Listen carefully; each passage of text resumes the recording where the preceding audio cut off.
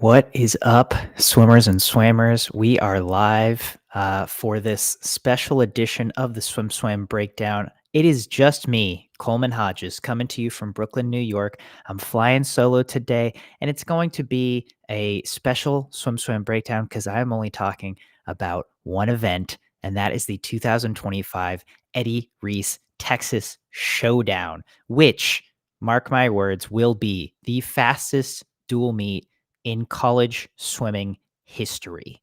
You heard that right. This is going to be the fastest in season meet we have ever seen in swimming history.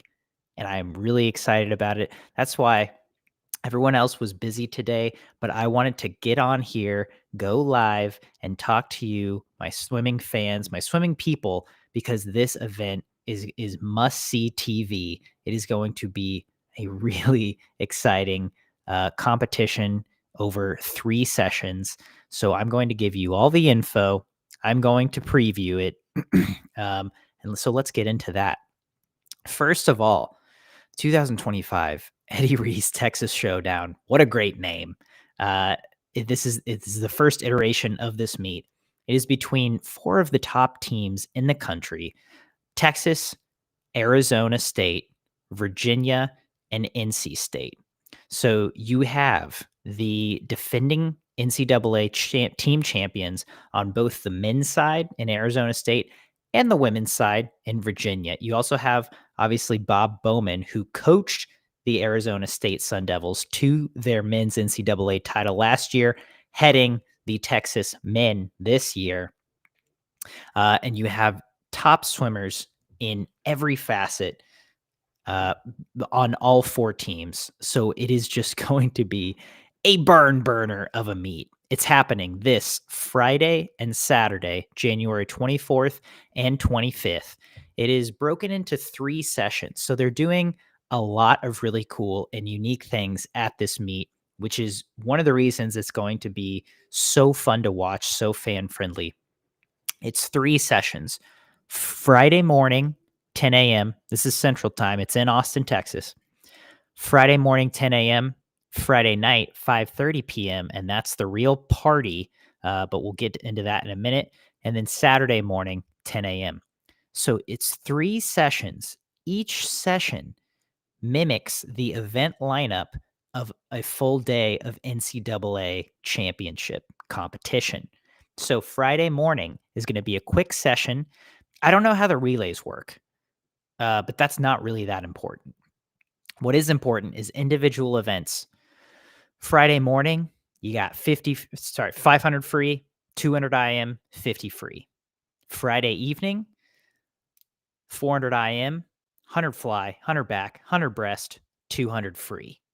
Short, sweet, and it's going to be a lot of good. I'm going to be previewing those events. I'll get to that in a minute also. And then Saturday morning, you got 2 fly, 2 back, 2 breast, mile, and then 100 free. Again, I'm not so sure with how they're doing the relays, but there's going to be some relays. The relays are going to be really, really fast. Specifically on Friday night, if you're in Austin, Texas, if you're in the area, if you're in the state of Texas, you got to go to this meet. If if you love swimming, competition starts at 5:30 p.m. It's at the Lee and Joe Jamail Texas Swim Center, as all their home meets are. They're celebrating Bevo's 10th birthday party. Bevo's the Longhorn. He's the school mascot. You can get a photo. There's photo ops with Bevo at 4:30. There's photo ops with Hall of Fame coach Eddie Reese and 2024 Paris Olympians at 4:45. There's free Eddie Reese Texas Showdown koozies for the first 500 fans. You know I'm going to try to get my hands on one of those. I want a Eddie Reese Texas Showdown koozie. Who wouldn't? The band, the Longhorn School Band, is going to be there. Texas Cheer is going to be there. Texas Palm is going to be there. And they will have Lappy Hour pricing. That's a swimming pun. Lappy Hour pricing all meet long. That means you can come, get a drink, have some fun, and watch some really, really top-notch swimming. So not only are they going to try to pack the house Friday night, Coach Bob Bowman has said he wants 2,000 plus fans in the stands for that Friday night session. Once again, 5:30 p.m. Central. They are having super finals. So the format for this meet will be uh, there will be a B heat and an A heat of each event, men's and women's events. In each heat, each school gets two swimmers. So you have 2, 4, 6, 8, 8 lanes. So in each heat, each school has two swimmers, and the A heat will be quote unquote the super final. So it's going to be each school's top two swimmers going head to head. It's going to be so freaking exciting. We have the lineups. They they have been teasing them out this week, but we know every swimmer that's going to be in every event on Friday night, as we should, as any big sport should. You go to an NBA game, you go to a Lakers game, you want to see LeBron James play. Well, we are going to this meet and we know exactly what swimmers will be in what events, and to make it that much more exciting. Before I dive into the preview, just a few more things. You can watch this meet. It will be streaming live on the SEC network. I know that's not very accessible for a lot of people, but if you can get it, go get it. I tried. I tried really hard to have to get myself to be able to do a live stream talking to you while I watch the race on deck. They wouldn't go for it. So unfortunately, SwimSwam will not be having a free watch party / live stream as we do for many big meets, Olympics, World Championships. No live stream from SwimSwam. Sorry, guys. I will be in Austin on deck, getting interviews post race. We will have all the race footage up on SwimSwam after the meet. So if you can't watch on the SEC Network Live, you will be able to watch each and every race and all the excitement that it entails. So don't worry about that. We've got you covered. And I think those are all the details you need. Once again, the Eddie Reese Texas Showdown. It's January 24th and 25th. Friday, you got sessions at 10 a.m. and 5:30 p.m. This is Central. Saturday, 10 a.m. There's going to be pros racing in between, like during the sessions, but just in between some of the races where as we often see at college dual meets, pros will exhibition swims. They'll swim some yards races. We got a lot of pros down at Texas. Shane Casas, Reagan Smith, Carson Foster. That's just the tip of the iceberg. We'll have several pros in action. I don't know what they're swimming. I don't know exactly when they're swimming. It'll be during the sessions though. So if you tune in or if you watch live, you'll get to see that. If not, again, we'll have those race videos for you. So SwimSwam will have you covered. You will know what those pros go. But let's get down to a straight up preview of that Friday afternoon session. Once again, the meet there are 3 sessions of the meet, and it is mimicking NCAA event lineup, at least for the individual events, which is going to make it really fun. It's all scoring wise. They are also scoring it like NCAA's in that each session they're just having a big running score. And Friday night, it's not like NCAA's. I misspoke. Each session will be like a separate meet. So they will just reset the scoreboard to 0-0. And then as they move through each session, you'll get a new chance. Each team will get a new chance to move to the top. And especially for that Friday night session, they're going to have live scoring on the scoreboard, and it's combined scores. So it's not men or women. It's just you are rooting for your team, Virginia, Texas, NC State, or Arizona State. And I think that'll make it really fun. I think this will skew things in Texas's favor a bit. I know the Virginia women were not particularly excited about it being a combined scoring situation, but I think it's a very unique situation. I really like that they're doing this. And then at the end of the entire meet, they will put out the scores as if it were four separate dual meets. So each team will get a head-to-head score going up against each other, men and women separated. But for the fanfare, and especially for that Friday night session, they're just setting it 0-0, and whatever combined team scores the most points, winner take all. So I really like that they're trying a lot of different things with this. And I love that they just call it, they embraced their Texas roots and they're calling it the Eddie Reese Texas Showdown.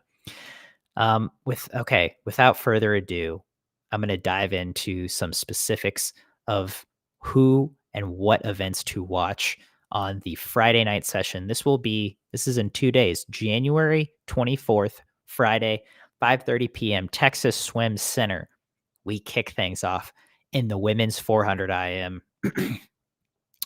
where two-time Olympian Katie Grimes is headlining this field. We have already seen her in action for the Virginia Cavaliers.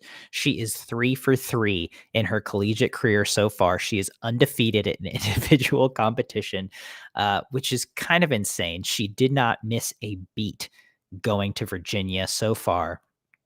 I don't think she's going to I think she will continue to not miss beats in this meet. But not only is she a favorite in this women's 400 IM, but she is flanked by by her world championship teammate Leah Hayes in this women's 400 IM. That is a powerful 1-2 punch. I see the Virginia women dominating this race. From Texas, we're going to see the Campbell Stoll and Campbell Chase, both of which are having really great seasons. And I think they will put up strong performances. From NC State, Lisa Nystrand is having a strong freshman season as well. So I think those are athletes to watch, but the 1-2 punch of Katie Grimes and Leah Hayes it will be hard to overcome for any competitor. Flipping it to the men's 400 IM, Texas has a 1-2 punch of their own in the form of Rex Maurer and David Johnston. Rex Maurer, top time in the country this year in the men's 400 IM. David Johnston, NCAA All-American in that event. I see both of them doing very well in this, especially in their home pool. But this race I think it's going to have a little more chutzpah than the women's race might. We got Owen Lloyd and Kyle Ponsler for the Wolfpack, both of which I think could put up strong showings. Daniel Matheson and Cale Martyr are in there for the Sun Devils. Daniel Matheson, an NCAA All-American. Cale and Daniel, both NCAA champions from that team last year. So they have a championship pedigree. They have experience in big-time races like this. So while I think Rex and David might be the favorites to go 1-2, they have stiff competition. And I think the 400 IM, it's the longest race of the night, but I think it's going to be a great way to kick things off. Next, women's 100 fly. It's crazy that we might see the top 4 women in the NCAA in this event, but it's not even a race because Gretchen Walsh exists and she's swimming this. She's already been 47.3 this season in the 100-yard fly, over a second faster than anyone else in history has gone in that event, which is just insane. I don't know if that's true. She's way faster by a lot. But you do have Gretchen Walsh. You have Emma Sticklin and Olivia Bray for Texas, both NCAA All-Americans in the 100 fly. You have newcomer Leah Shackley for the Wolfpack. I think it's not going to be a great race because Gretchen is going to run away with it, as she does most of her races. But there's going to be so much talent in this heat. It's going to be a great race for second. And I'm really excited to see potentially how many women can dip under that 50-second barrier all 4 have that potential. So, and anytime we get to see Gretchen swim, especially this being her last NCAA season, it's a blessing, and, it's gonna be exciting to watch. Heck, she might go 46. We don't know. The thing about this meet is that there is so much raw talent here. There's going to be so much excitement. Mark my words, we will see at least one NCAA record at this meet, quite possibly multiple. It is it is going to be such a sensational meet, and it's going to be some of the fastest times we've ever seen in January. It's the fastest times we've ever seen in January. Uh, Gretchen could go 46, and it wouldn't even surprise me that much. It would be crazy to see, but not that big of a surprise. Men's 100 fly will be an excellent race. We've got Ilya Karun from NC State. He's been having a foyer sophomore campaign this year. He is going to be hard to beat. But then you've got his former ASU teammate Hubert Koch now suiting up for Texas, who has also been having a very strong season coming off Olympic gold this past summer in the 200 back. Luke Miller for NC State has already been 44 this season. Spencer Nicholas has already also, he's either 44 high or 45 low this season. Just a freshman for Virginia and one of their key swimmers on the men's side this year.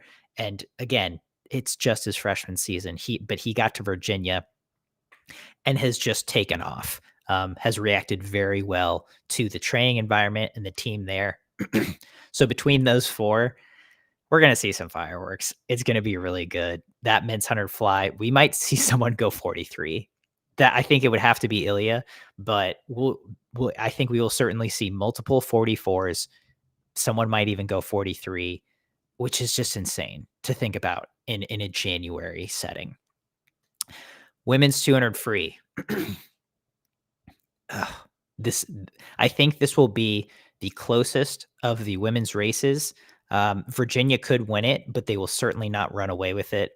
Texas has a great 1-2 punch. Olympian Erin Gimmel and then Lily Nesty, who has had a great freshman season so far for the Longhorns.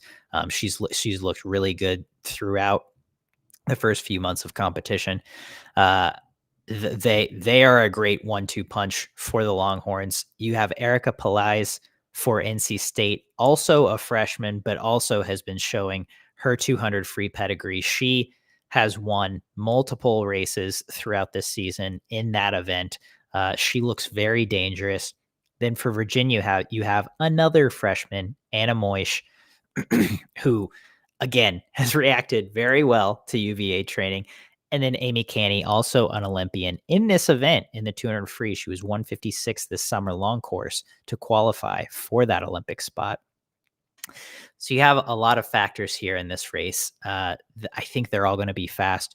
We might see a couple 141s, maybe even a 140. I don't think there's the speed in this field for a 140, but I could be wrong. Either way, it's going to be really quick. I think 141 wins it, but I think we could see at least 2 of those women pop under that time. Men's 200 free.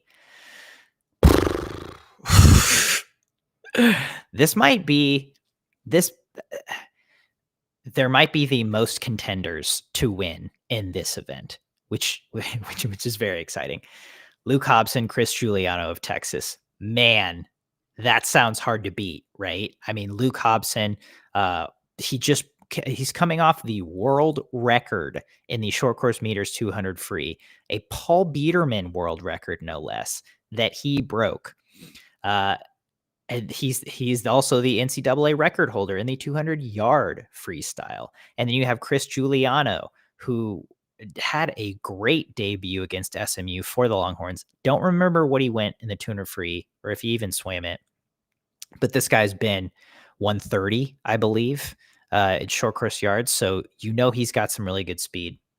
And you might be saying to yourself, how can they be beaten? And maybe they can't. It's their home pool. They're going to have probably a lot of juice heading into this. Like they are looking good. The energy will be on their side, and they'll have the crowd on their back too.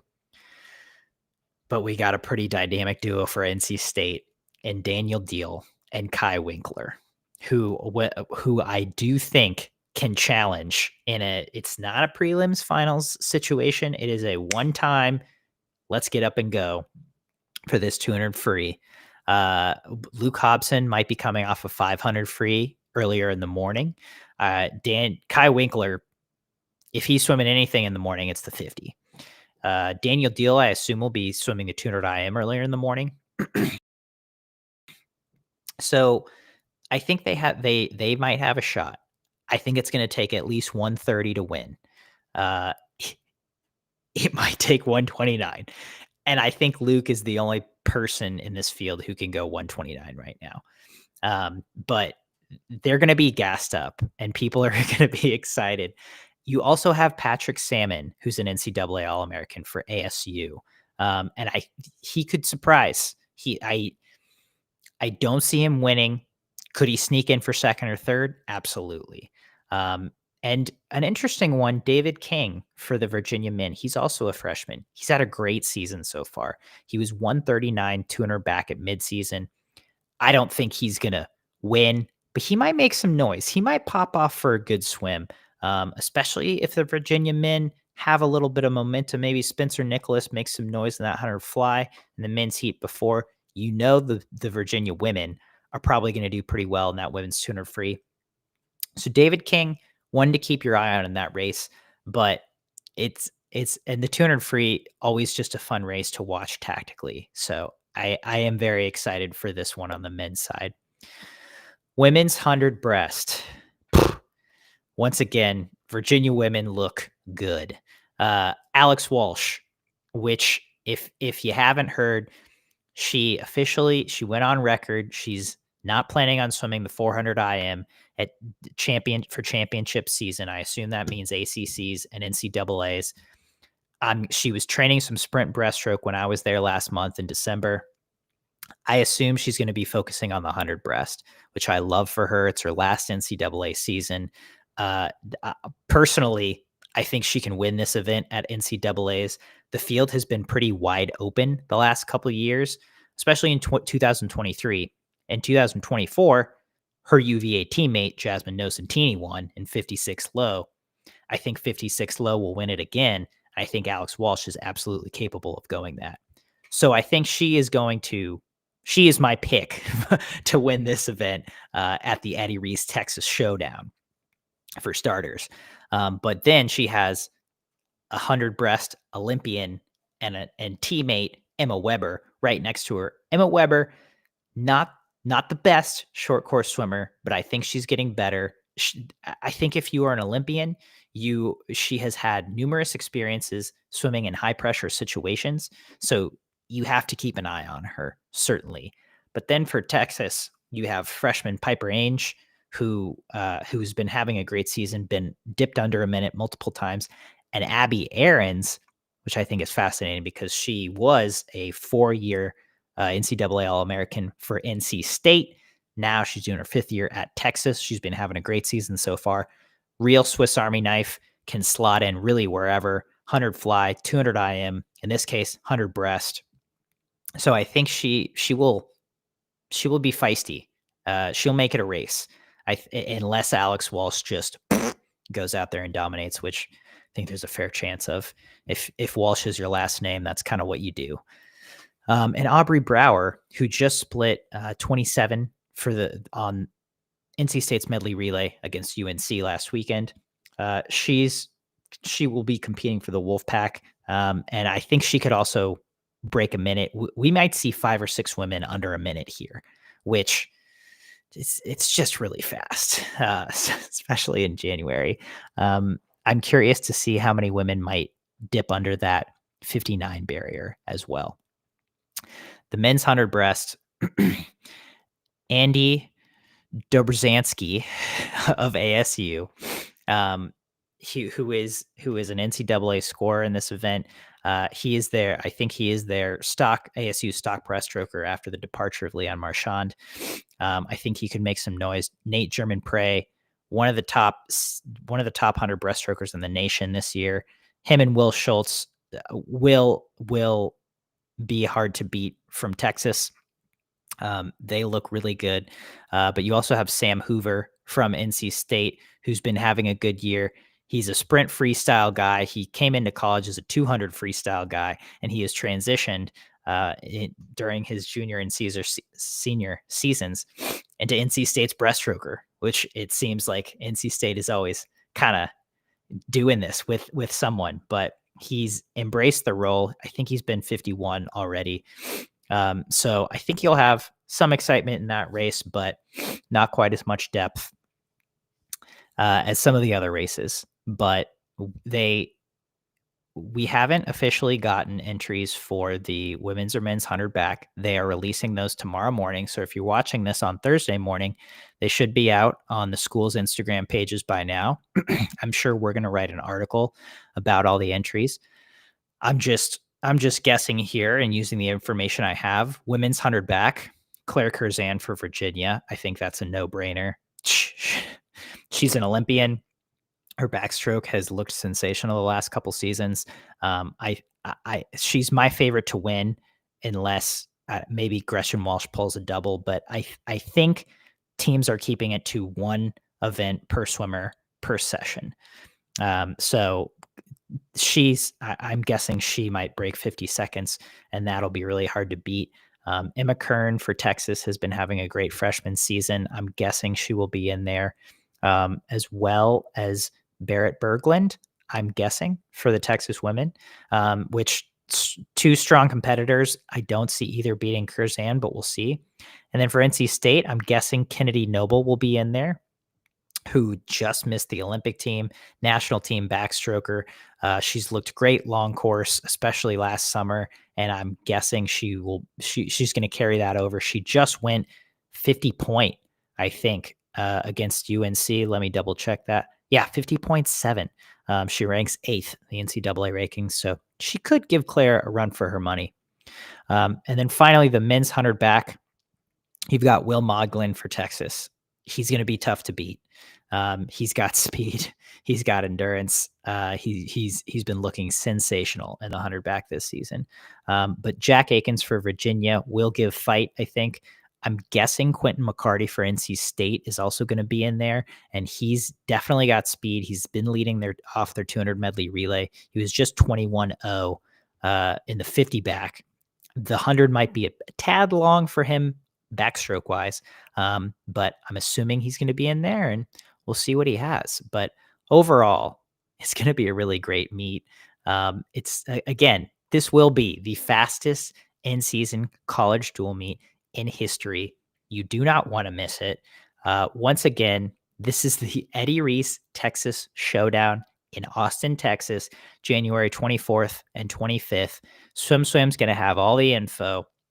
But thank you so much for listening.